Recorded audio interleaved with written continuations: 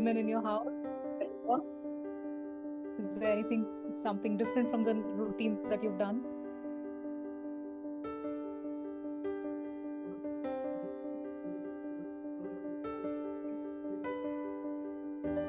Anyone?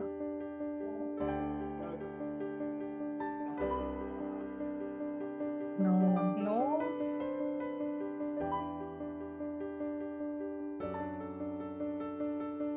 Oh, probably people are doing something special every day, so nothing special today in particular. Actually, I did something special today. I went for a workshop where they taught me one Chinese art, Like they gave a puff, then they asked me to break it, and then they asked me to make it like a design. It came back to the shape, but we had some glue and some that gold powder and all to stick. It was interesting today, something different from a routine work. That's nice. What's it called, the art form? Japanese art form. I don't remember the name. Okay. Breaking and sticking them back together. Yeah, breaking and sticking them back. So SV is here. So what SV did for today? Wednesday. So we have something interesting. I think after all this, so we have a very interesting presentation. Yeah. So we hope to educate everybody about the state of AI in the Middle East. And this is part of our continuing education, kind of tech education for almost everyone out there, regardless of their knowledge.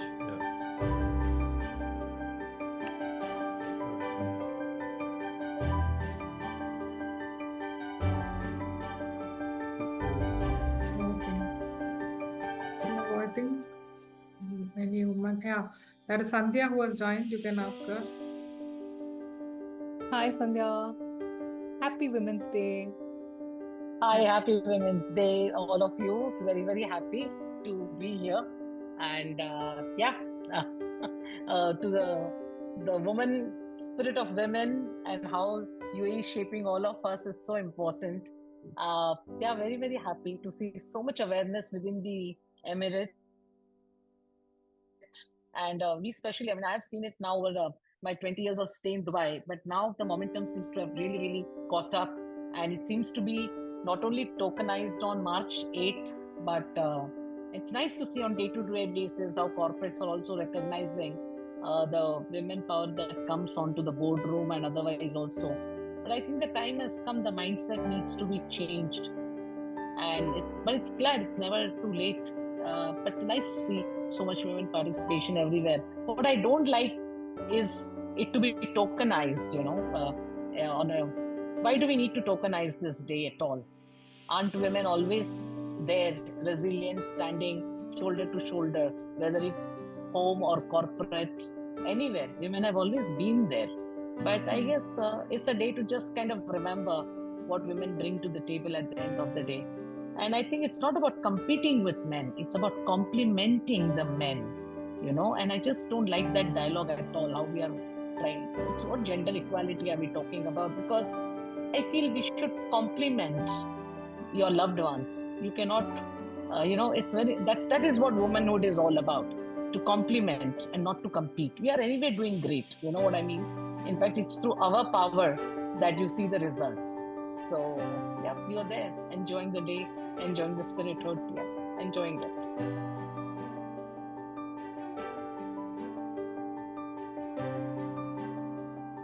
Awesome, very well said. Where we are not competing but complementing. Yeah. So it's going to start at 6:30, right? Shri, what time is it starting, Shri? 6 o'clock only, but since people are just joining in, I thought we will have some more time. But I think we can start because 6:30, then otherwise again 6:30 it will be late, right? Fresh, for sure. Yeah. All right. Okay. So anyway, we have this session being recorded as well. So if anybody wants to go back and rehear what's happened, they can always catch up. So Welcome everybody once again to the second edition of the online version of Dubai Tech Talks. Super pumped because I think we had a great response for the first edition, and this just keeps us motivated to do more and more of these, right? So thank you so much for coming, and I think this edition is very close to me also personally because this is the Women's Day special and it's the Women's Day month. And I think more often than not, it's not about neglecting women or something like that, but it's basically bringing the spotlight back onto them because more often they silently do play their part, but don't call it out that they've done this or they've done that. So, this occasion is especially to get the dialogue going and giving them that due recognition and due spotlight that they rightfully deserve. And I think one woman who right there fits that bill of being there doing that but never taking the center stage is Devi. We've always heard her moderate, we've always seen her running from pillar to pole to make sure every offline Dubai Tech Talk session is running smoothly. We've always seen her jumping from one event to the next, and we've never seen her taking a break or resting or just relaxing. So I think time to basically know her more as a person, as a professional, as an entrepreneur, as a community leader, all the different roles that she plays in life, at work and beyond, and understand and also learn and get inspired on how this could be something that we could also take away and apply in our everyday life and just keep growing, right? So this is what we're going to be doing for the next, I think, 20-25 minutes.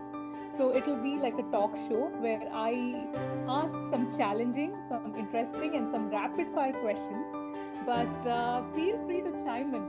If you have even more interesting questions from your side, feel free to unmute yourself, ask, or drop them in the chat. And let's make this like a, talk show with all the interactive guests. So here we go. Thank you, Akshita, but this was overwhelming. Whatever I do, it is on a regular basis. I don't even think this much. When I hear it, is it so difficult? Definitely one quality that we all have to also imbibe: doing and not thinking so much about doing it. Yeah. Definitely one takeaway for us as well. Okay, but have a bunch of questions for you, so I'll get started. And meanwhile, audience, if you also have questions, feel free to drop them in the chat or unmute and ask. So here's my first question to Shri. So you've had humble beginnings, right? So you've come from a background where I don't think others in your family were entrepreneurs or things like that.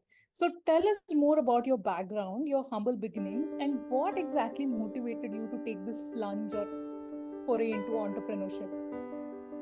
Yeah. Happy Women's Day to all women around. And as rightly said, I am the first entrepreneur from my family. And I was basically in HR management and talent acquisition for around 15 years. And after which I had a career break for my family situations for nearly 9 to 10 years because I have to take care of the kid and stuff. Then after the career break, when I was looking for a job, after a career break, what happens? What responses you get? You are in a career break, you are not updated, how can I give you an offer, such, etc., things were going on. But I didn't leave it off. I was going to different community meetups, and then I went to an exhibition called JText, which is the Dubai's largest technology exhibition. And meeting the people and talking to them, getting all these things, the entrepreneurship inside me ignited actually. Looking at the potential opportunity in UAE, started my own tech startup, that is Digital Value Stream. And also, not with that, I started my tech community called Dubai Tech Talks, which was my passion towards technology, networking, learning. You see, so that is how my journey from an HR, working HR executive and manager, and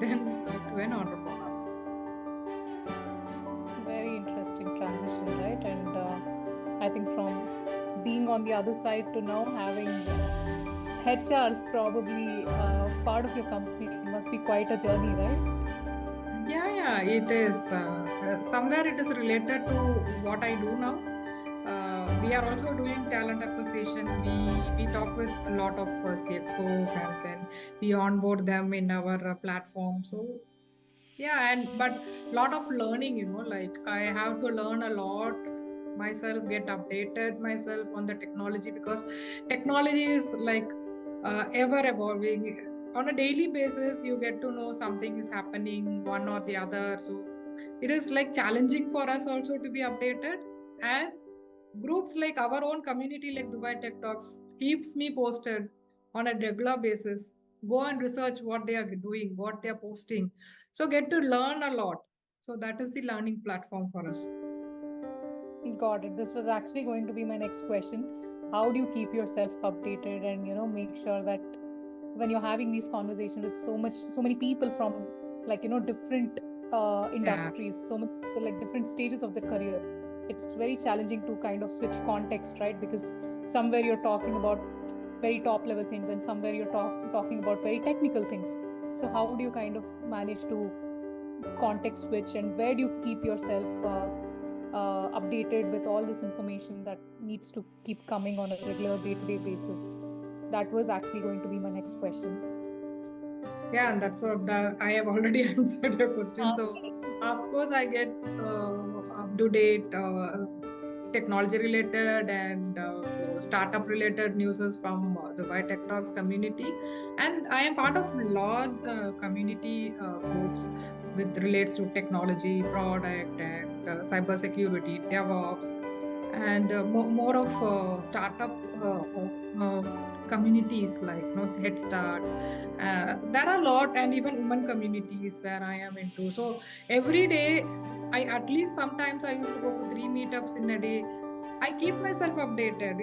I'm learning a lot from them, meeting people, networking. You get to know a lot. There are a lot of things involving, and even now we are in a sustainable track, and now we are going for meetups related to that. So that adds more value to my knowledge. Learning is something very interesting, right? So that is how I started, and that is a place where I get updated all the informations as well. After I get something, and if I'm not able to understand, then I go research about it. I do a lot of researches, learn about it, go get the materials, understand. And also I have mentors whom if I don't even understand, I have a 24/7 mentor at home. Of course. He is Guna, so I ask him. And there are also, other than that, even I have other mentors in industry wise for finance or design thinking or any related thing. I have at least 10 mentors who I follow, and I frequently update from them. I don't want to just Google it and understand, but I get it from the experience. Absolutely great takeaways for all of us also, right? Like networking, where just by virtue of talking to people you get to learn something new. Being passive or active part of communities, by again looking through what people are posting and saying, we get to learn something new. And also I think having mentors in personal and professional spheres of life, where I think if there's not everything that one can know, so best is to go to the subject matter experts and take their guidance and mentorship. So great takeaways for us there. So I think something that we all also can probably imbibe if we are stuck somewhere.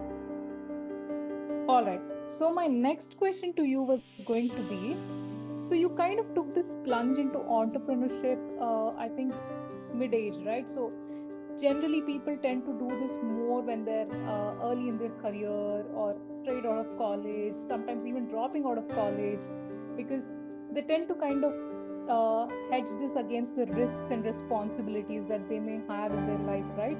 But you choose to break the conventional path and you choose to do this at a point where you also will be having added responsibilities at home, whether it's in terms of your time commitments, financial commitments, and all of that, right? So how do you get this courage and strength to do this? Yeah, As I mentioned earlier, my passion and interest motivated me towards it, and it's keeping me up. It was not easy to balance work and family life, being a woman and a mom of three. I had to sacrifice a lot of things in my life to balance the work and family life both. Both are equally important. I tried to manage both with little difficulties, but I have to manage it. And I have a quite good support from my husband and kids.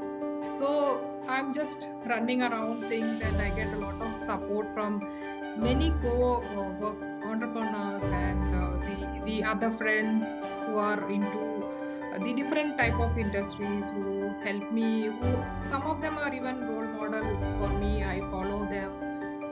So those things keep me running, right? So that is how.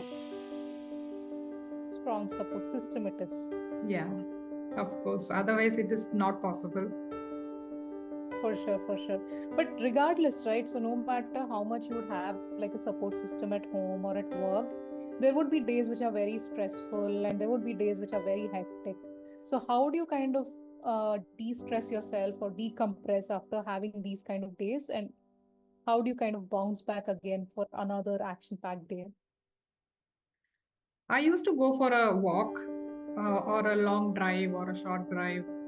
I like hearing music, and I watch movies and spend time with family and friends. We used to go for friends' house, and when you are abroad and you are not in India, you don't have any connects with your parents or with your family. So we are back with only friends over here. So it is a extended family over here, the friends who are here, and so we go with them. That brings me back active for the work again. So that is the refreshment I have.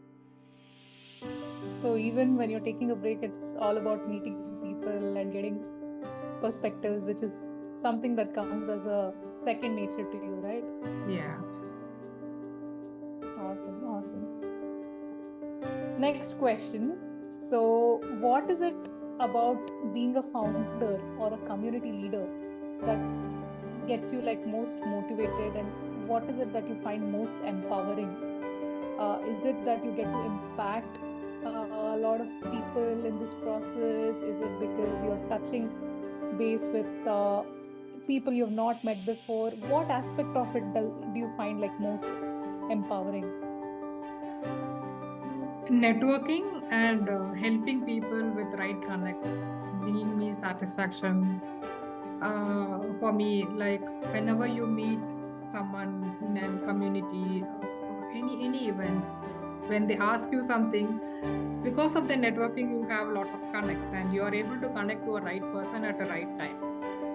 So that I feel is one of the empowering thing which I feel, and that is the satisfaction level of satisfaction I get after I do.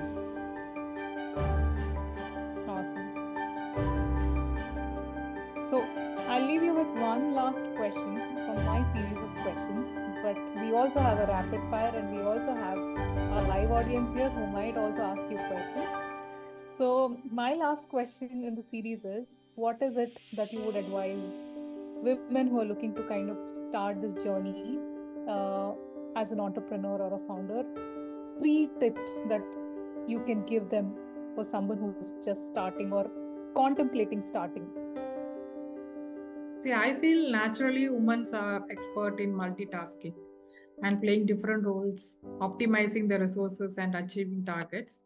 I strongly believe that when it is possible for me, so can you. Like, believe in yourself. So that is what for the woman. And if you want to ask me 3 tips, come out of the comfort zone, try to learn every day new things, get updated by yourself. You don't expect someone to come and update you. You have to take your effort, Initiative. like no, come out, yeah, initiative, effort to come out and learn, and then the world is yours. Amazing. Awesome. That was short, sweet, and we'll see if people here have questions for Shri. Otherwise, I am very excited to do the rapid fire.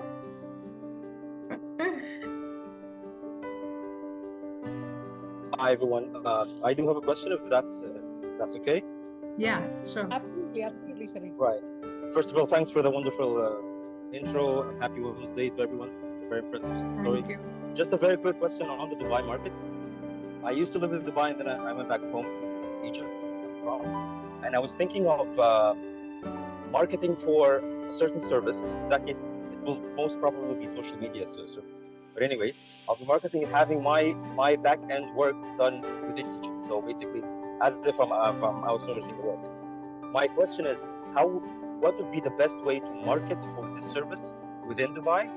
I mean, do I open up a company in the free zone areas, for example? Aside from the networking, where would I network with? Is there like a specific way to do this? Because my only experience is in the corporate world, right? But within the entrepreneurship community, I don't really know that much. So what do you think would be the best way to market for this kind of service, which will of course have competitive pricing and the grade A service? I would appreciate it. Yeah, I'm not a good expert in that, but I can tell you what I know.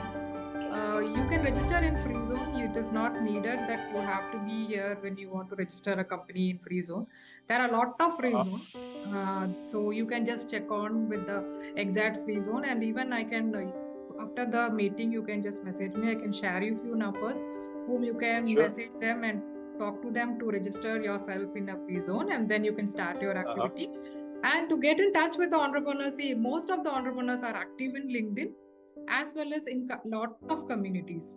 You can get them hold of them in the community groups itself, in WhatsApp groups, and there are a lot of even LinkedIn, Facebook. If you see in Facebook, there are lots of groups for Dubai entrepreneurs here. So it is a digital world. Dubai is very digital. You can get connected with people around, and also the Dubai government, the free zones also help the entrepreneurs who register over there. So after you register, you can also contact to the free zone, and they will give you the market connect. So that is also possible, because Dubai government is helping all the startups in whatever market connect and what is it related to. So how you communicate to them, you have to take that effort of communicating properly. What is that? What is exactly you require? Then you get it. Okay. Well, first of all, thank you very, very much for the information. But my question is, do I need to register in a free zone and and pay the fees for that, or can it be just done like on a friendly entrepreneurship basis? I would approach somebody who has social media marketing platform somewhere. Yeah. Please complete it. Yeah. Do I legally need to have a presence here in the UAE in general, or can it be just done I could be a vendor?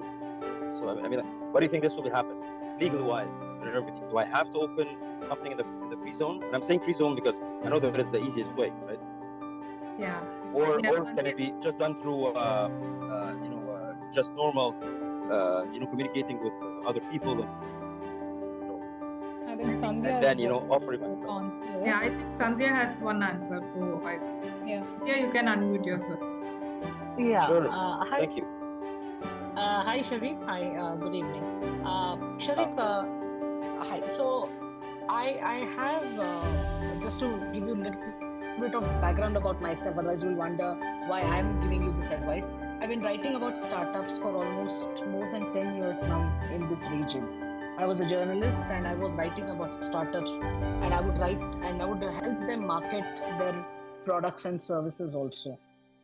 9 out of 10 times, I would never touch a startup if they would not have an office in either Dubai or Abu Dhabi. I was very clear. Noted. Okay. I will never touch. The reason being, my dear, the reason simply being, when you are in this part of the world, it kind of establishes credibility, number one. Number two, it shows your support to the nation's effort to encourage all startups. So they consider you within their cohort. So say tomorrow, if Dubai Internet City decides to create a cohort of startups for, say, funding purpose or whatever, they will immediately pick up on you because you're registered in the Emirate. Whether it's Dubai or Abu Dhabi, that's irrelevant. Whether it's Abu Dhabi global market or in 5 years or anywhere else. But I think the loyalty to the land plays a very strong card, my dear. So registration will help you a lot in the Emirate, wherever you are in the UAE. It will help you a lot. This is amazing information. Thank you. Yeah. See, these are the kind of tips that I wanted to know. It's these tips is interest. So of course, yes. Thank you. And that's why you should be part of Dubai Tech Talk all the time. I should. Yeah, actually, by the way, I just found out about you guys yesterday, and I found this. Yeah, and I found this invite. So yeah, I am going to be doing it. I will definitely. Great. But thanks everybody for the help. Really, really Sure. appreciate it. Sure. I'll stay. Sure. Sure. Thank you. Yeah. Are there more questions? Are we still putting Sri in the spot? Or otherwise we could move ahead and have a rapid fire.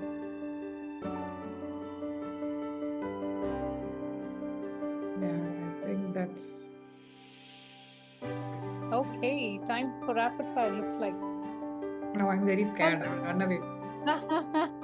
Don't be. The tough questions are over. This is going to be the fun segment where we want to know more about you as a person. So no tough questions. So simple rules. Rapid fire answers have to be quick, rapid, and they have to be interesting, full of fire. You can't take time to think. Whatever comes top of your mind, you just have to say it. So that's the rule, and here we go. So what's it that keeps you running through the day? Is it tea or coffee? Tea.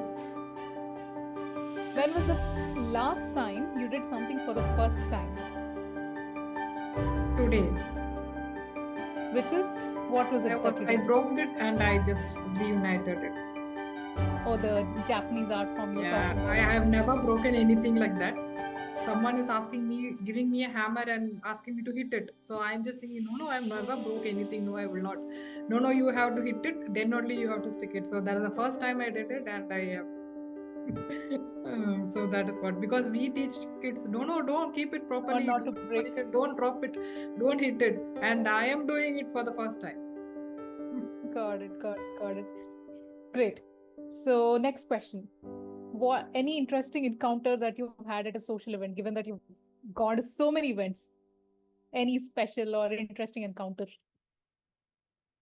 Actually, at Olympics, when I met the Crown Princess, all of a sudden they said there is a VIP coming in. I was just guessing it should be some prince or a thing. Two incidents. One is when I went to Jitex, they just casually said, move ahead little, no, please. Like they were requesting me. The Dubai police was requesting us, not even ordering, not requesting. Can you please move? Then next day I came to know the prince was the king was there who visited. That's why they asked me to move. So these are the incidents which were the special unexpected. Yeah. It's really a good thing, Got it. Okay, this has to be even more rapid. So basically what we're going to do is we're going to give you one word and you have to tell what comes to your mind. Just like that. So one word and whatever comes to your mind when I say the word. Okay.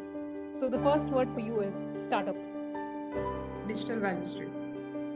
Dubai. Digital. Community. Dubai Tech Talks. Tech. Gunasundaram. Wow, okay. I am living with him for years, I know. Even at nights we wake up, he will say about that software is better than the other one. And all of that. And clearly you're eating, breathing, sleeping digital value stream and Dubai Tech Talks. So very, very evident in the rapid fire also. So that's it from me. If others have questions and want to rag Sridevi more. So Satish is here and I think SB also is there. So time's up. So let's get time. Yeah. Great. Hey guys, can you please allow the screen sharing? First thing. And the second thing, how is the background noise from my side? Nothing is there. Too bad? Is it manageable? No, we can't hear anything. We are not hearing anything, so no problem. You have to share, then only I can allow you to share. It says host disabled participant screen sharing. Oh my god. Just next to the green button, there is an up arrow. Click that up arrow if you are the host and say allow participants to share screen. That's all, nothing else. All participants only it is there. We just try once again, no, please. Yeah. Now it is enabled. Thank you. Okay.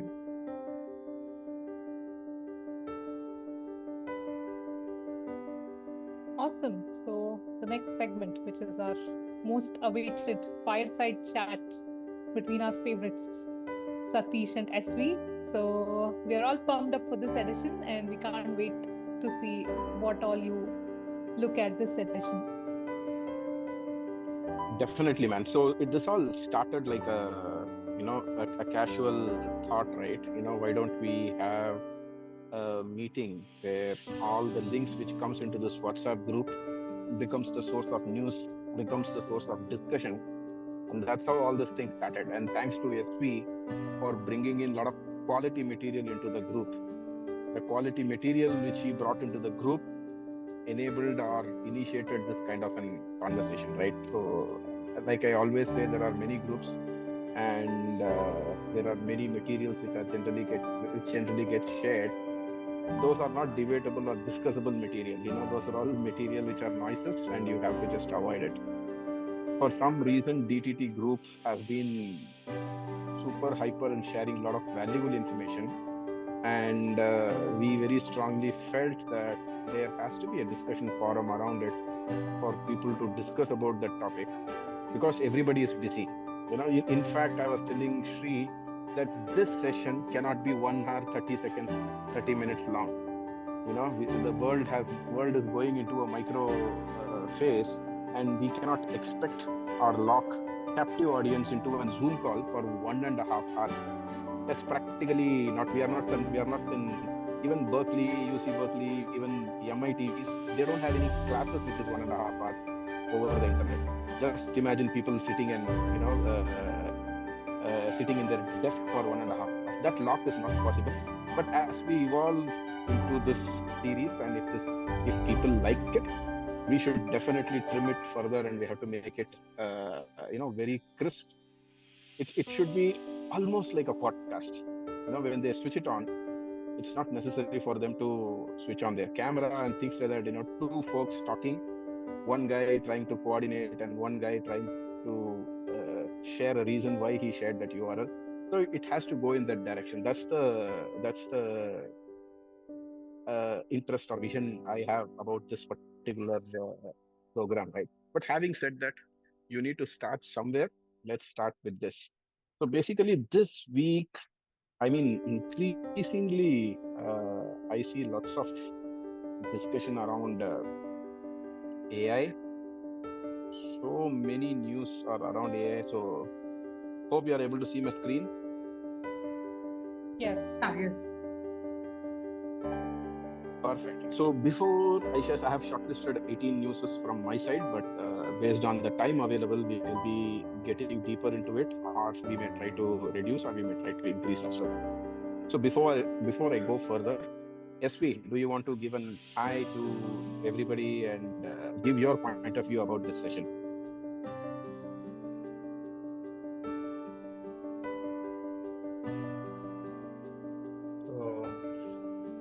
Hi everyone, and I'm glad to have you back for the second time for this fireside chat. So from the first fireside chat, we kind of thought about that the kind of world of AI, it's exploding. It's literally exploding. There are so many efforts by so many groups all over the world, competing. So I think this can be compared to the biological, so it's called the Cambrian explosion. So for some reason at that point of time, the amount of species on the planet, it just multiplied, and it just went on to kind of different variations. So I think we are going through the start of that phase, and as Satish kind of rightly said, there's so much news coming up, it would be unfair to keep the audience captive for so much. So we're going to try to make it fun and crisp at the same time.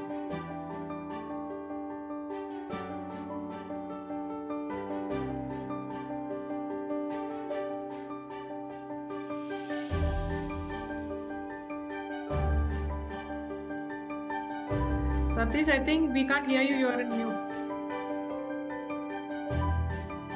Is he saying something? He is saying something. Oh my God. He was talking talking, in mute. talking alone for a long time. So basically, we will follow the. I'm just conscious of this location. I'm in an auditorium. Some event is happening here, so I don't want the audience here to get bogged by the sound. So I went on mute and I forgot to unmute. So the point which I was trying to make is, let's follow the same format like last time. I'll pick up a topic and talk very high level about it. And I always see that SP has a fantastic background news about it. He always correlates that news to some other news. I'm seriously impressed with his knowledge, so we will continue with the same format. So let's start with the first one which I received, which is about VJEPA. Basically, this is really an interesting new model created by AI. Basically, we all know that people have started describing images, right? Describing images has been a big deal recently, and then it got took over by LLM models. LLM models started discussing about, started doing human-like conversations, where it was trained with lots of blogs, lots of books, lots of Reddit materials very specifically, where it was able to understand the different dialects and the different way English is spoken across the globe. So that now we know has become successful. And Meta, for some reason, it lagged a bit in coming up with something like that, but they caught up with Llama. Llama model is their successful model. There is one more news about that, and we will talk about it. But this one is getting more interesting, right? So we all know that there are lots of images and lots of text, and now there are lots of videos basically in the internet, right?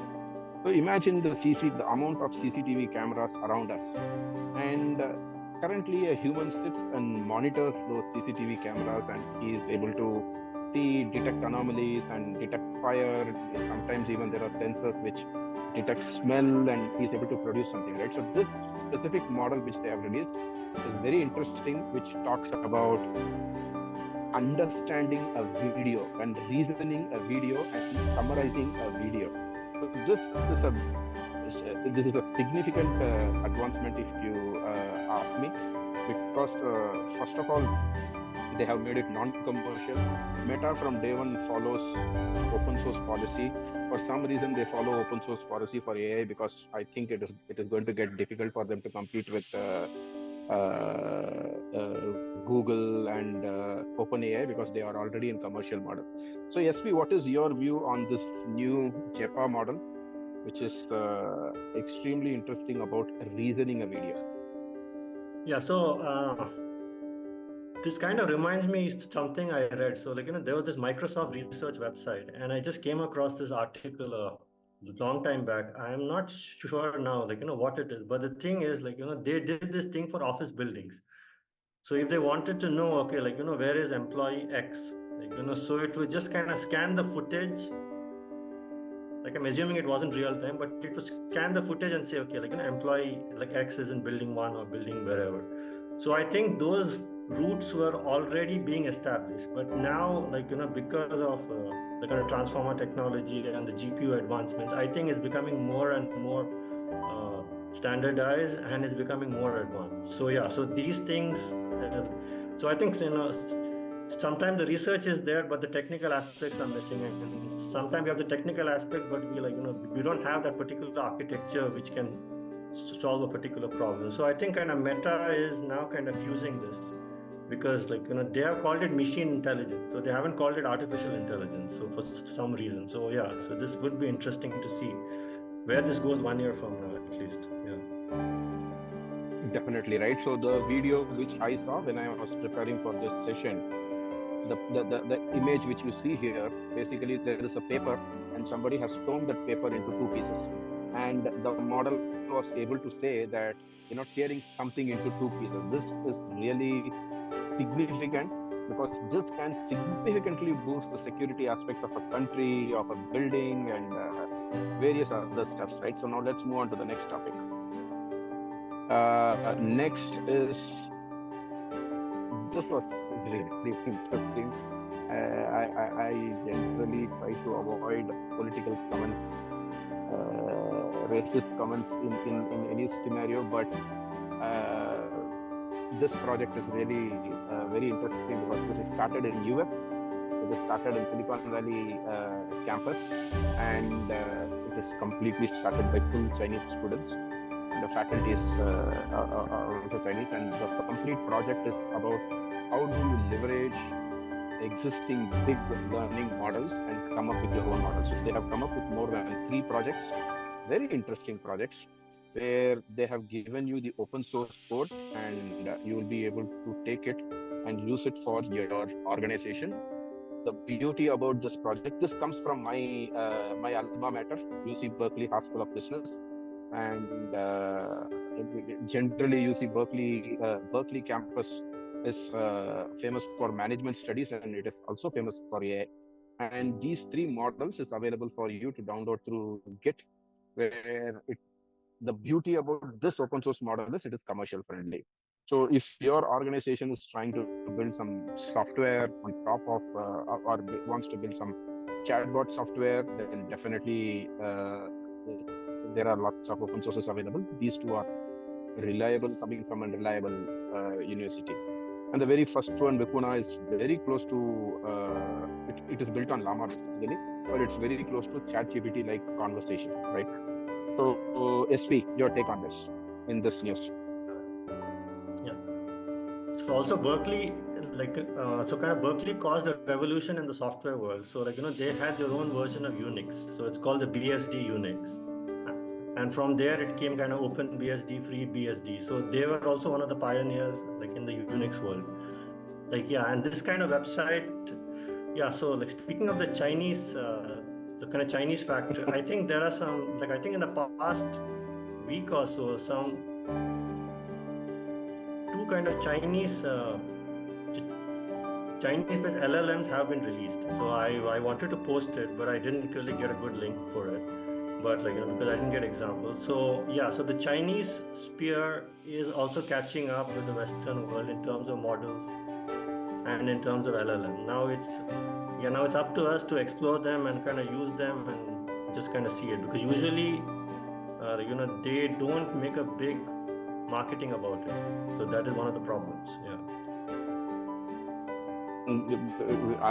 Is it a problem, or is it intentional, or is it bounded by the geography? I'm not very sure about that. Let's jump to the next topic. So next topic is about the sale of data. Basically, this is not a new thing which we are going to discuss about. So basically, many startups which gives premium or free subscription or free usage of the product, what generally happens behind the scene is they take the data and they sell it, right? So there are very few enterprise products, enterprise SaaS products, which became very famous because they came up with a promise saying that, hey, I'm not going to sell your data at all, but give me some money so that you can keep the data with you. I will use your data only to improve the platform. I'm not going to give that software, right? So it's two big worlds. So whenever there is a saying also, right? Whenever the product is free, you are the product for them, basically. So this, now there is a new market which has opened up, where people are looking for LLM developers to share their data, because LLM guys are extremely hungry for data points, and to build that data points, they are procuring data from many startups, many businesses which are into data collection forms, right? So the very special thing about this is they are also coming up with royalty models. Royalty model in the sense, your data, if it is being used, and you will be paid the right amount. So you can build a startup where start collecting data. You give the data, you need not even anonymize. You need not even remove the PII, but you will get the royalty from the other side, right? And all these things is a huge market now. So now, if you attend a GITEX event or any event for that matter, immediately they collect that data and they sell it for. I usually receive a mail saying that, hey, $420 for 20,000 valid data points, right? So 20,000 users data points, which has a lot of information. SV, your view on this? So I think this also correlates with the news item that you spoke kind of last week, that people are trying to bypass these data brokers and generate specific kind of synthetic data for their use. Maybe it's like a legal startup. So is it possible to generate enough synthetic data to test the LLM and to train it? So so it will be, I think it will be a battle between the synthetic guys and these guys. So which is why I said the kind of market for lemons. So we'll see what is authentic data. Do they do data mixing? Do the data brokers mix the synthetic data with the real data? So will there be any kind of another software to test if the data is polluted? I mean, so these are interesting times ahead. Absolutely right. So spot on. And data was key for almost last 2 decades. We know about several startups in US which hyped their valuation just based on synthetic data. Word was created today, but those guys, they created it 10 years back, and they faked students' data and they added students' data into the system. They went to the VC. They said, I have 25 million students record. The valuation is 100 million. They raised the money, and later in the due diligence process, they figured out that many data were made up data, and they now they are, many of them are behind bars. That was a news in Silicon Valley approximately 3 to 6 months back. Moving out from data created for fraud purpose to synthetic data to original data being collected and sold to Llama. So this is a very good business model if somebody wants to start it. Let's jump to the next news. This is quite interesting. I didn't get my hands dirty with the Apple's Vision Pro, but this news, it talks about, I'm not sure if this is an original news or it is fictitious where they have made up use cases, but it all sounds really, really good use cases, right? The first one talks about positioning the scanned image into the brain, and likewise there are many in your living room. You can convert any object into a moon and a globe, and you will be able to take any physical object from your room, convert it into a digital object, and you will be able to expand and play around with those objects. I could immediately see that if this use case works well, then it's a very good use case for schools and colleges, and in schools specifically, where the kids are given real-time exposure to how big a sun is, how small a moon is, how big an earth is, right? So the complete universe can be brought into it. And of course, projection, increasing your productivity, taking up mailboxes, reading those mails and generating images from that, reading their attachments. And likewise, there are many use cases which focuses on, this is very silly. This guy wants to remember that there is a parking here, so he leaves an object here. It sounds like a Pokemon Go, then he goes back to his office and he is able to still relate, find out that, hey, my car is there in that position. So it starts from silly ones to serious ones. And most of them practically, this YouTube influencers and this the innovators generally. In crossing the chasm, we have many categories of user personas. The very first user persona is innovators. Generally, it is said that 2 to 5% of the market are innovators who will quickly go and buy a product and explore that product. So this tweet is about those kinds of use cases, which I'm not sure if it is live, but it sounds really, really good. Your views on this, SB? Yeah. So as you said, because it's kind of one thing to kind of make all these. So as you also gave the clue as to education. So I would say education and enterprise training, corporate training, college training. I mean, you can open a whole lot of scenarios, even for MBA. So when you're meeting customers, what do you do? Like, so maybe like a special thing about, okay, this is a like business situation, this is a customer situation. How would you train salespeople? I mean, the possibilities are endless because kind of selling all these AR glasses, like, okay, there's a B2C model where consumers buy it, but then like, you can sell this to every school. It's like in bulk. So the education training sector and even the presentation sector, yeah, these are like, I think startups, especially in the Middle East, for people like who need that extra dimension to visualize things, like visualize the body, visualize the heart, or visualize mechanical part. Maybe ITI student, diploma students, like they can. I mean, this is another universe in itself, the metaverse. This is pretty cool. Brilliant, right? So there is an related news about that slightly later. We will cover that as well. And the next one is it talks about again Petra. Sorry, I went back to the previous slide. And this is really interesting, very, very interesting. Whoever shared this news, thanks guys. For some reason, the social media algorithm, it doesn't send you this kind of news to your feed.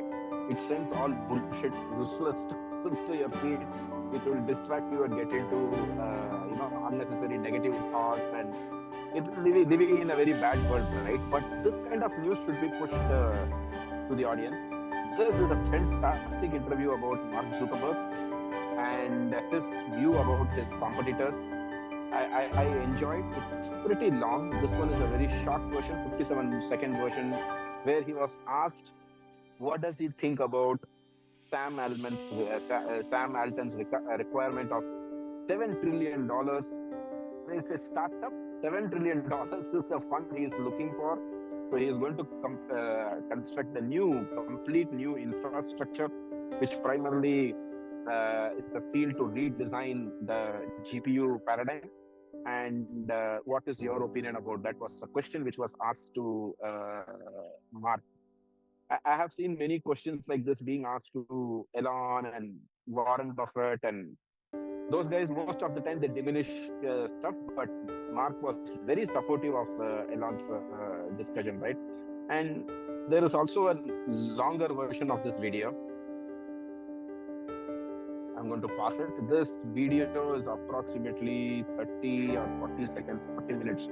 40 minutes where he talks about, just now we covered Apple's vision.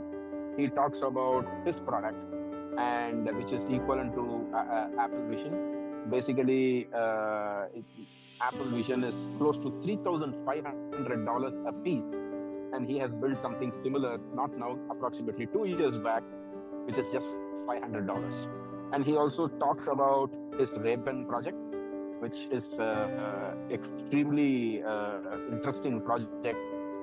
While Google failed with their Google Glass, Ray-Ban is picking up, and there is a cult forming around the Ray-Ban glasses. So all those things are there. I would definitely recommend, if you guys get time to watch this video. SP, your take on this. Yeah. So I've been so kind of before AI, I was quite kind of supportive of the metaverse, like which is why I have an avatar as a thing, because like spatial computing, at least as far as Mark like envisions it, I do agree with him that like so as far as Apple is concerned, it's more of like they are more into high resolution, they are more into control lab. But then Mark is like, okay, like let's just give like as cheaply as possible to the public, and let's see what they do. Like so if it's $500, okay, let's make all the games possible, even the silly games and normal games. Like it might not be really full HD or 4K, but like let's just give it to the public and see what they come up with. So which is why his principle of like democratizing llama. So that's also like, okay, let's just give it off and see what it is. So yeah, and also like as you said, like he like he kind of properly critiques his competitors, like unlike others who are a bit like skeptical or afraid. Like he properly tries to critique them, because he's also been in the competition. Like, he has eliminated so many social media competitors, and he's acquired so many like massive companies. So I feel, yeah, he is one guy we like, as much as he is hated for his privacy related problems, but I think his other aspects of him are kind of good to look into. Definitely, right? So, guys, don't miss out this video for sure. Let's get into the next topic.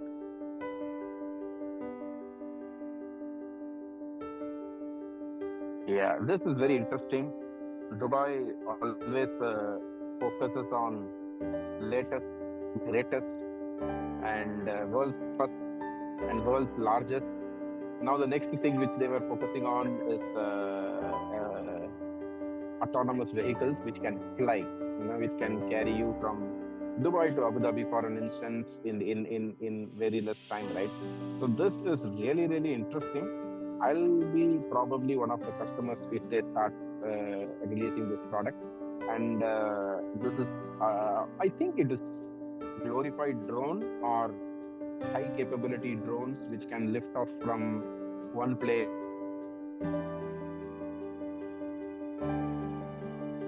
in another place. SP, your take on this news. Also correlates. So there have been kind of two. I think there's a company this also correlates with the fact that there have been similar autonomous companies. So one of them is called Pony.ai. So it's a Chinese company, and so both the governments of Saudi and UAE have been supporting them. So the idea is to build kind of clusters in the Middle East for autonomous vehicles, electric vehicles, even aircraft, autonomous aircraft like these. So I'm not sure what is happening, but I think they see that because they have the money and because this is also tied with AI. So why not explore this? So I think it's. So I think there is a place called Yas Island. I'm not sure. I think it's in Abu Dhabi or something. So there's a lot Abu of Dhabi, yeah. Yeah. So that there's a lot of that stuff going on with them. So this I think is the next evolution of transportation, and I think the Middle East is the right place to do it because it doesn't have that much high density traffic, so they can really experiment properly. So before getting into this vertical takeoff project, I have seen those gadgets near DIFC, that Innovation Museum. It looked like a bigger drone with 4 bigger propellers below it or fans below it, and it was vertically lifting off, and it had the capability to carry a payload of 200-300 kgs. So probably it can take up to 4 passengers, right? So before this came up, they were working with another organization, again Elon Musk's one of the wildest dreams, Hyperloop, and they wanted to set up Hyperloop between Dubai and Abu Dhabi. For some reason, after several years, the project I think was shelved and it didn't take off. Hyperloop it's in more closed surface, and it works on this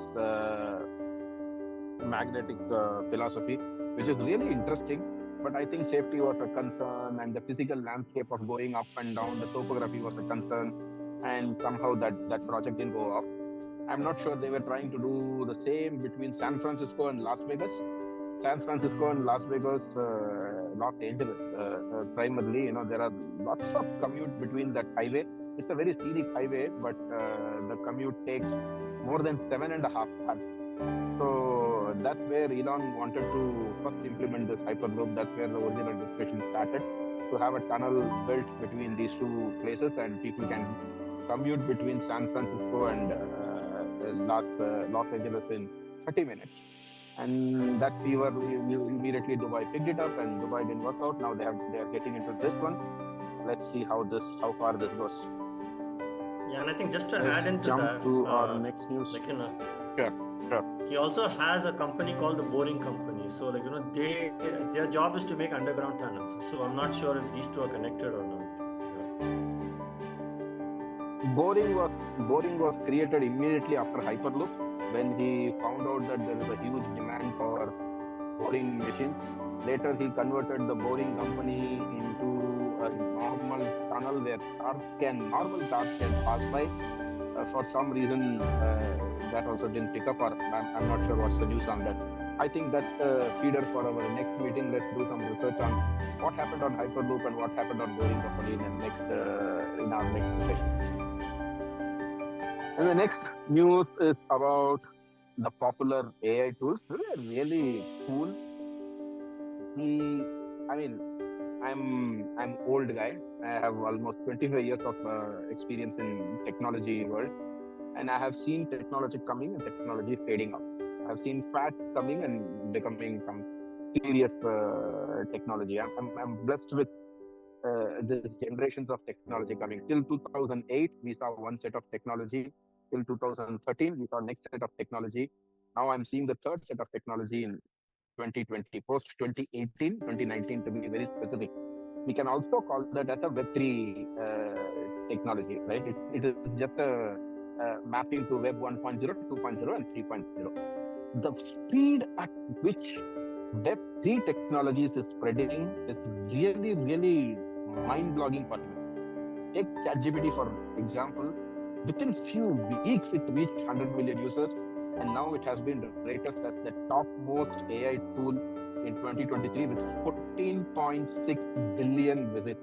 I don't know if even Amazon would have this kind of visit, but however, this doesn't cover the popularity of any other tech tools. It focuses only on AI tools.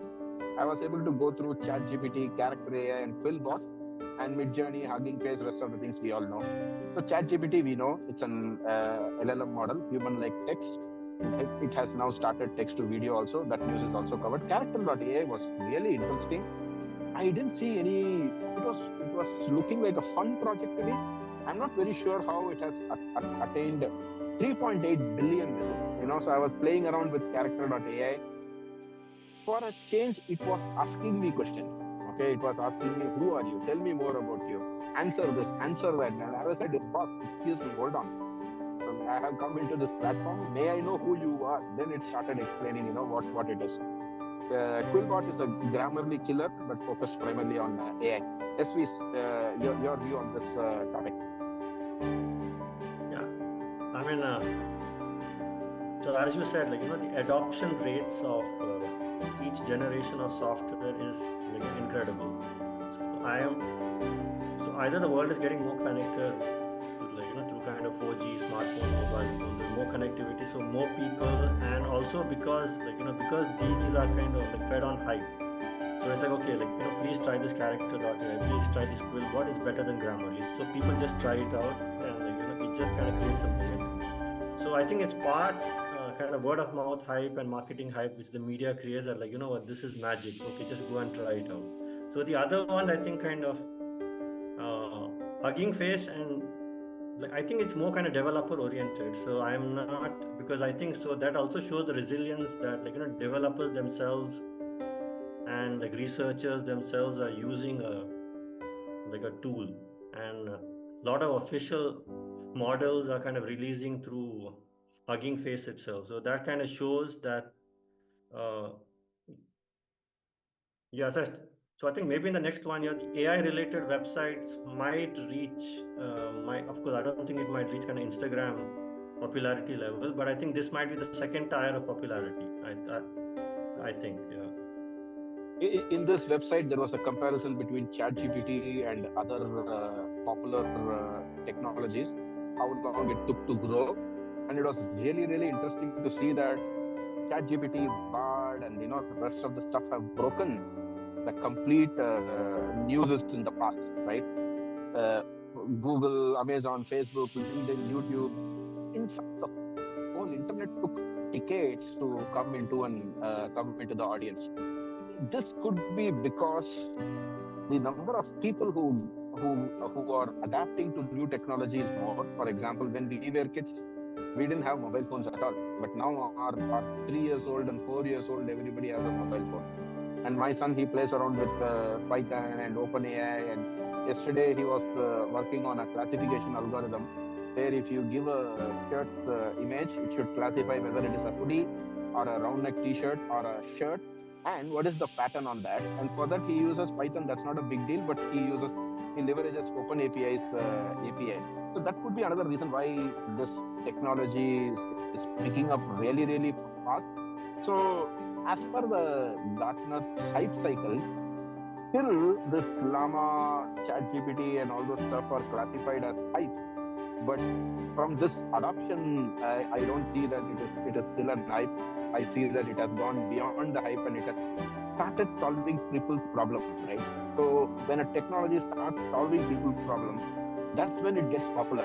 Why Bitcoin was not able to, why blockchain was not able to solve or not able to sustain even a decade, right? So it went up. Lots of enterprise use cases started coming, exactly like how Llama came, Bard came, Gemini came, ChatGPT came, but it was not able to sustain in enterprise world, and it died down. Now it's just like a gambling market, right? So from that perspective, I think it is getting extremely serious, and I think we need to definitely consider AI seriously. The interesting two entries in the whole thing is point number 8 and point number 4.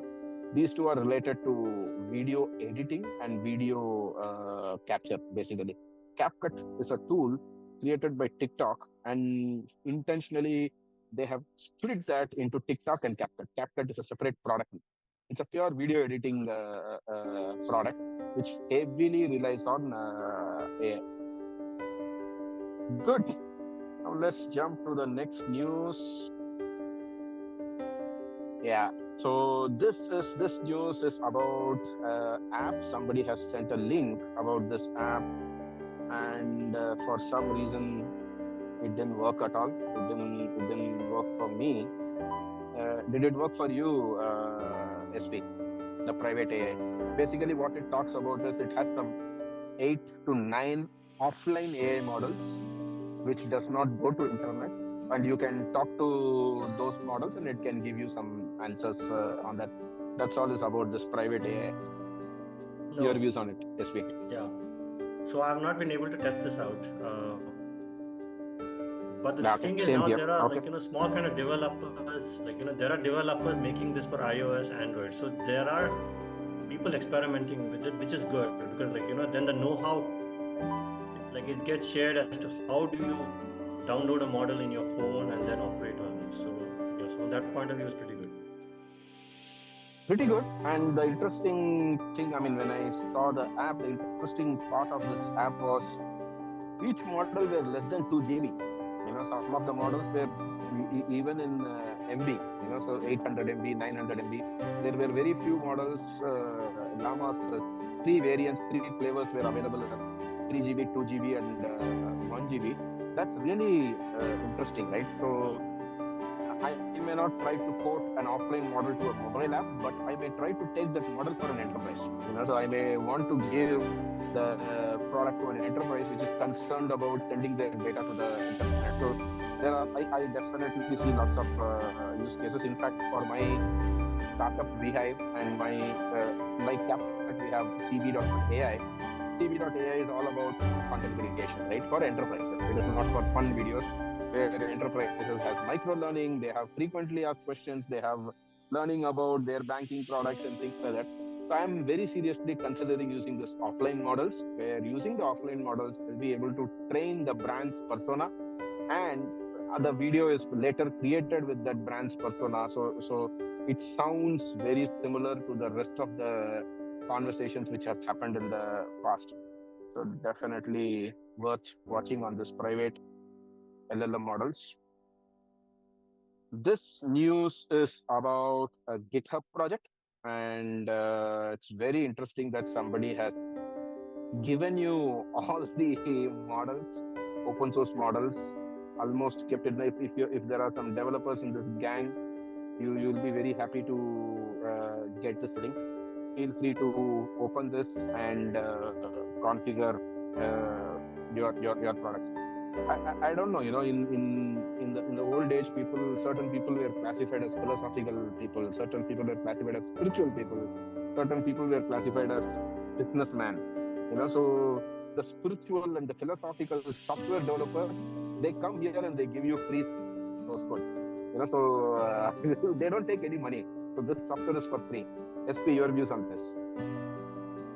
Yeah. So, yeah, and And I think the godfather of kind of software spirituality or the saint of that is Richard Stallman. So he pioneered the GNU movement and the free software movement. So he actually made a case that free software is more beneficial than paid software. And if a developer releases the kind of free software, he will have more benefits because you will get more feedback from users. People might actually fix your code.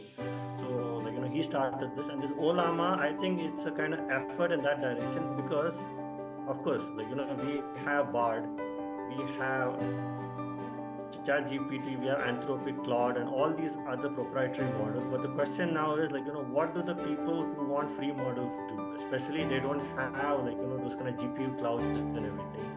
So so yeah.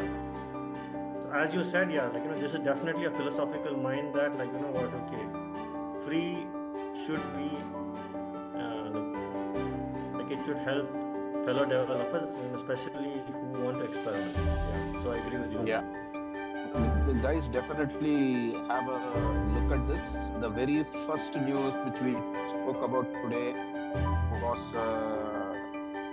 VJPA, and even this does not have that many parameters.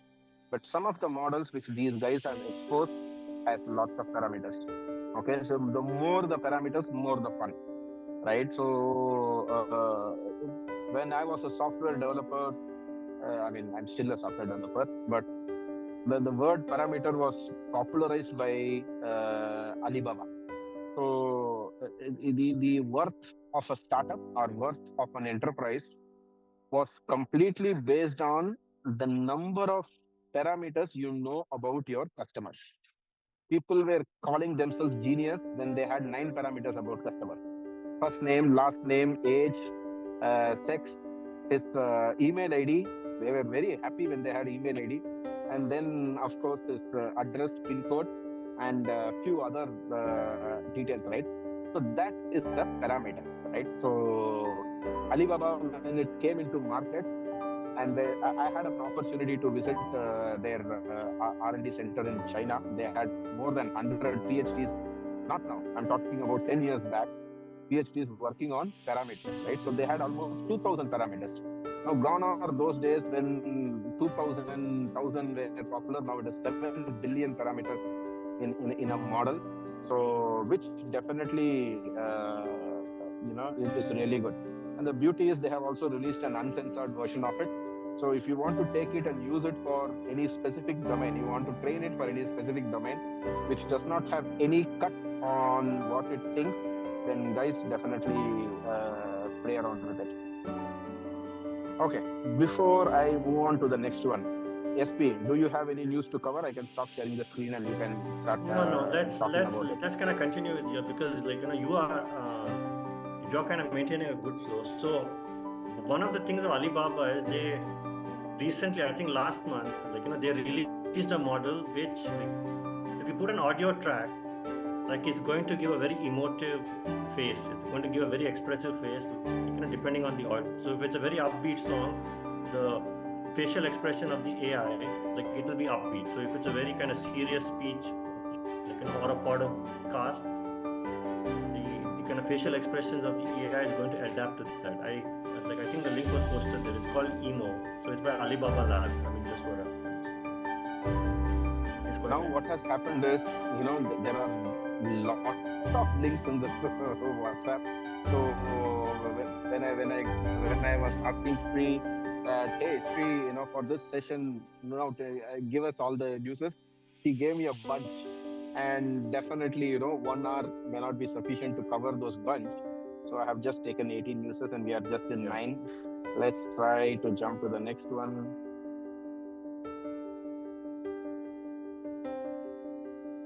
The next one is about Amazon. We have not heard any news from Amazon for a long time. These guys, they are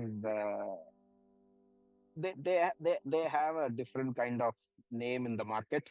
They are popular. This is just a speculation. They are popular for copying the ideas and doing things well. But so far we have not heard anything in Llama from their side. But they have started this text to speech. I think they wanted to master one area and they have picked up text to speech. So this is a fantastic model. I went through it. I'm also planning to use this. So when we create video, we sometimes use speech behind the scene. So this almost 900 million parameters.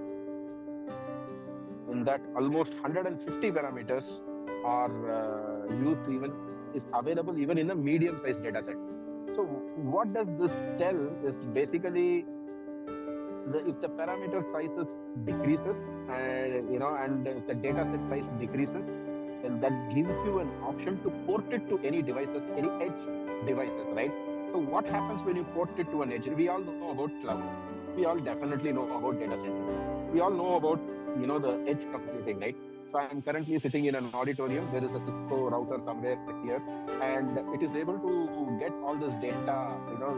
It is definitely able to see the data. Of course, certain data will be masked, but it is definitely able to read it and see it, right? So at that place, if you want to deploy an LLM model, that can also be done. That's where the size of the data set, is significant. Your views, SV? Yeah. So I'm wondering, because they already have similar TTS stuff like Amazon Poly and stuff like that. So I'm wondering whether this is to combine with their existing AI investments.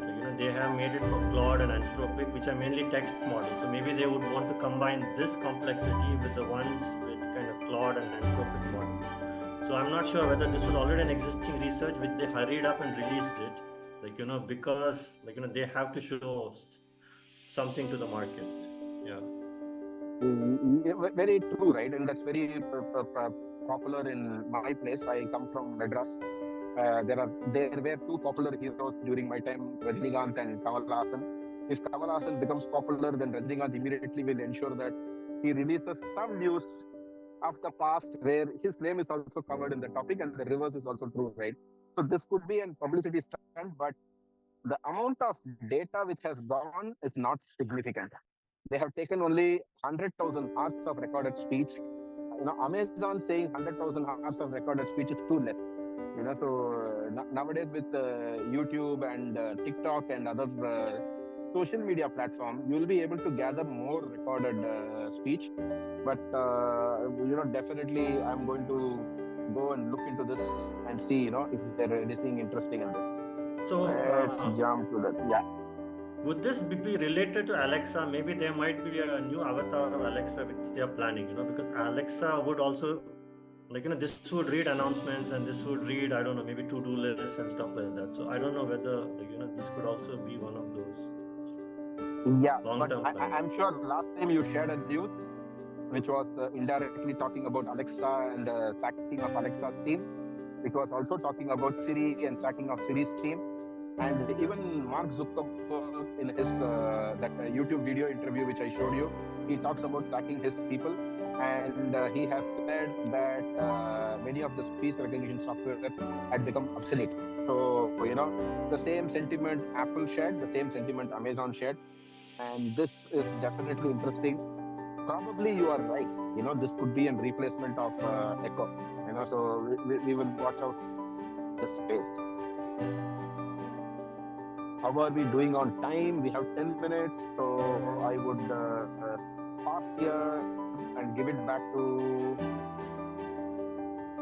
Sri or Akshita and check if anybody has any questions.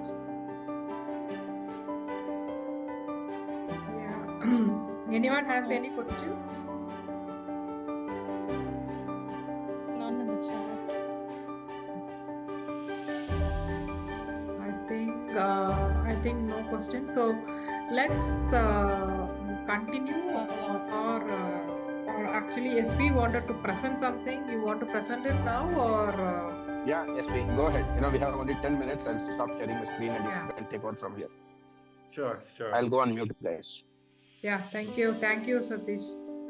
Yeah. Do I share my screen now, or? Yeah, you can.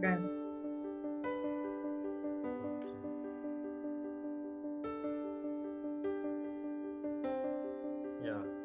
Can you see it? Yeah, yes. Okay.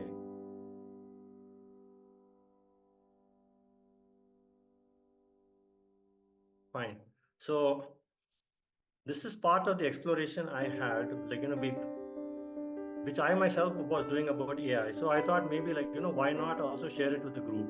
And I'm sure, but like, there are many people here within the Middle East who know much more. But I thought maybe, like, this could be a starting conversation point for even people who are not in the Middle East. So this is just a small overview of the state of AI within the Middle East. Because there are a lot of interesting things actually happening about it. So the basic overview is, so we'll start big, we will start at a macroeconomic level, and then we will keep going into more and more detail, like microeconomic, the kind of regional level, and like, so what each country is doing regarding AI. And then finally, maybe like if people want to contribute, like, their own experiences of facts, or maybe they want to correct something, we can do that. Yeah. So the first part is the absolute, the kind of macroeconomic level is the kind of global AI market. So, of course, most of these numbers are huge, and like, it won't make any sense to most people, because like, this is not meant for most people. So one way to understand big numbers is to compare it with other big numbers. So yeah. So if you see on the right of the screen, like, there is a factoid that America has made $250 billion investment into AI startups for the past kind of 10 years. So that is the amount of money put there. So with that number, the kind of global AI market, so if you compare it now in the year 2023, it's $306 billion is the market.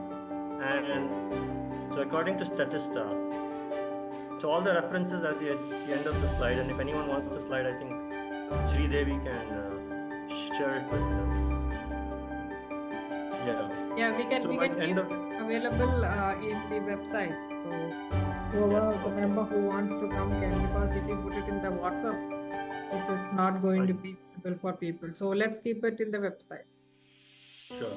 Yeah.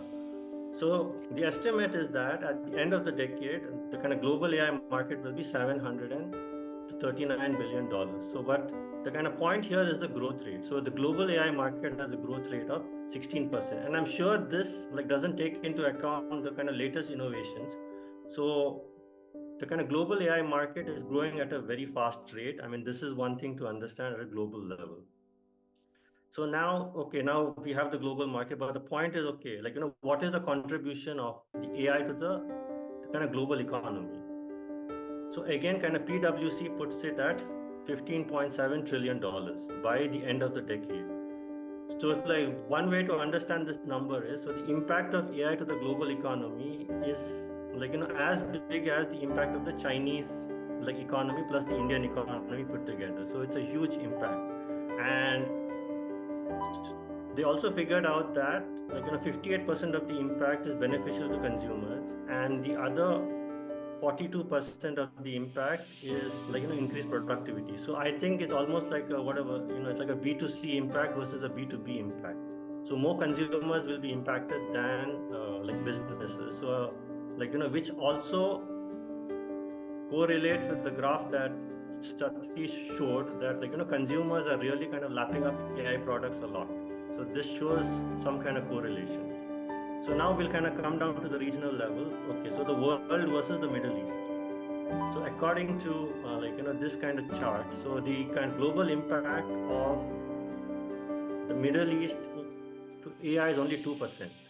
So like whatever happens, the Middle East will only contribute 2% to like AI, which is still like going by absolute numbers, it's $320 billion, which is still a huge number. But in terms of the kind of global impact, is just kind of 2%. So which means that the kind of Western economies and Western companies will still be dominant by the end of the decade.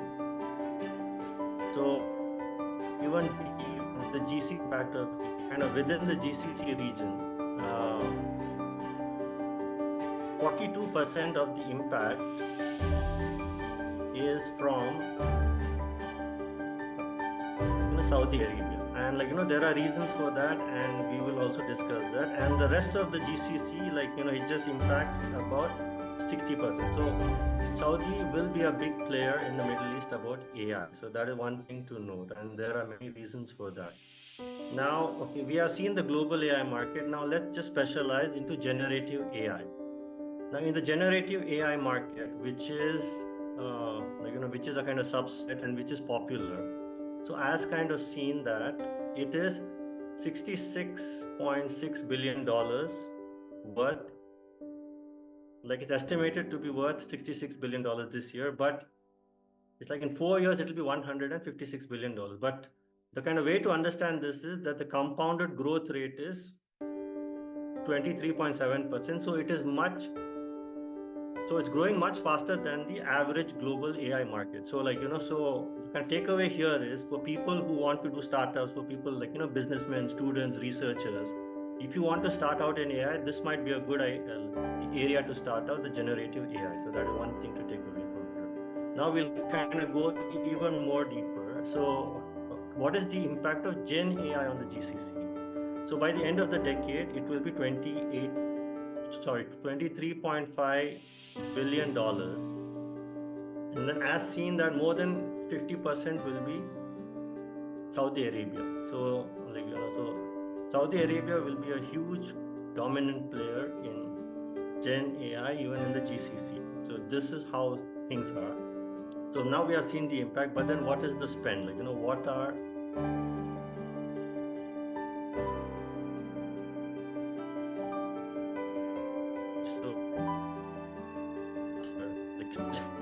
in Middle East, Turkey, Africa, $2.27 billion was spent on Gen AI technology by everyone, and they estimate that this year it will be $3 billion, and they also estimate that in another by 2027 it will be $6.9 billion. But then all our previous graphs are at the end of the decade, kind of 2020, 30. So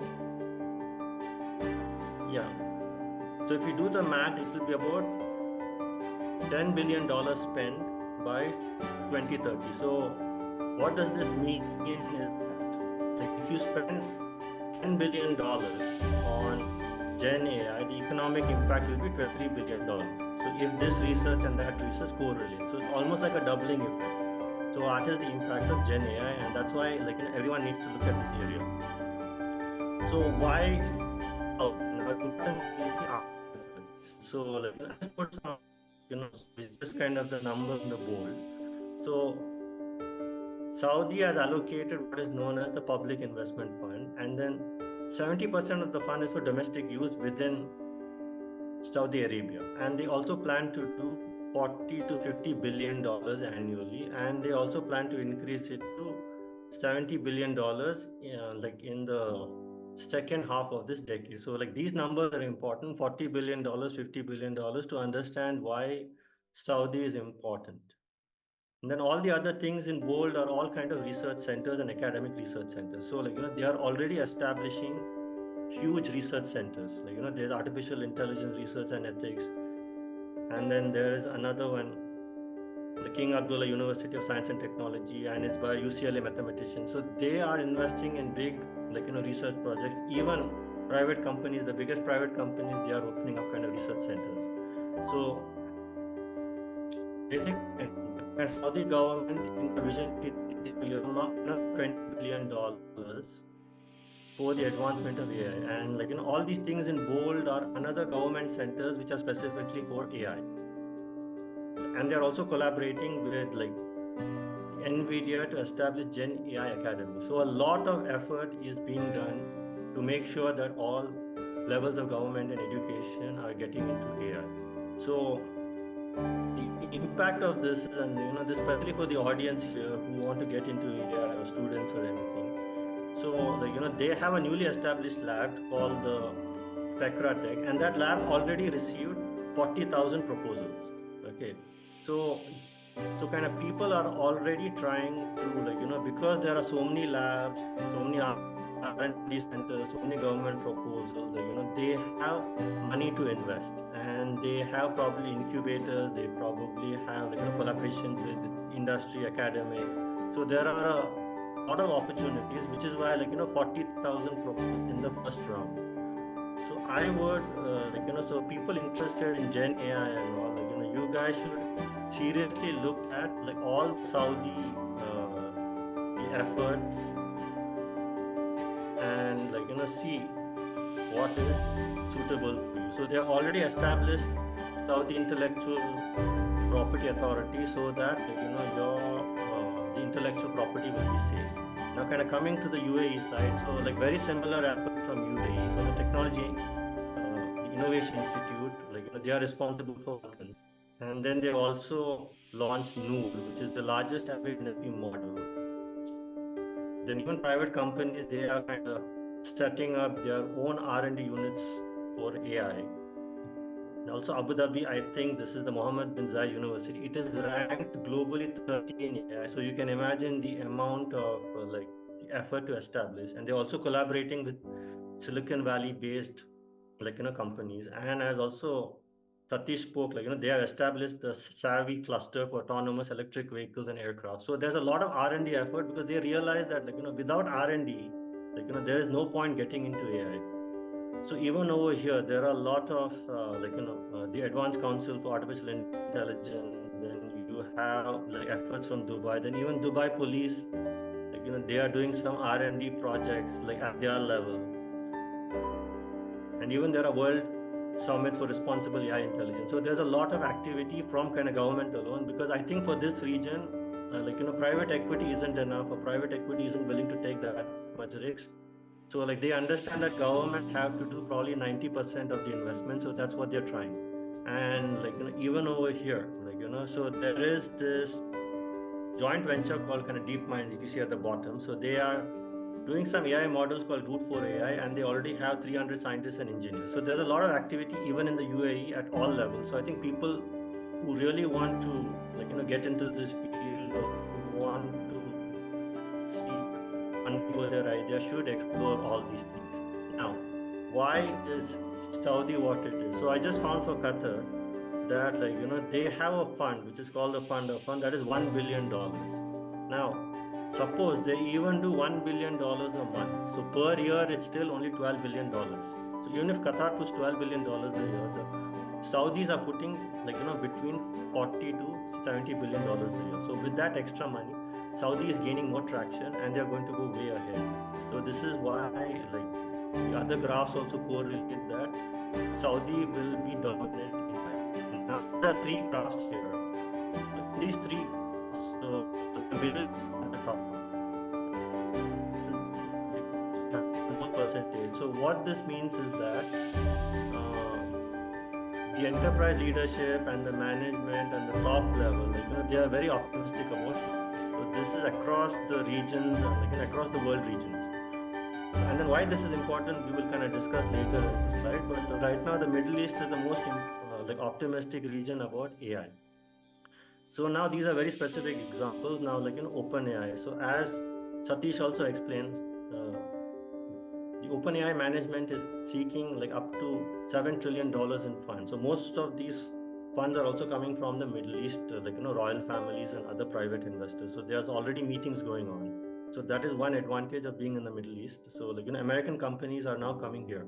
And this is another company called Blaze Semiconductor. So they make these particular AI chips, and these AI chips are for military drones, they're for autonomous vehicles, and for various other, these are completely kind of different. As Satish also explained, they are for edge computing, and they have some special capabilities. So the thing is, they did not get funding in America, which is strange.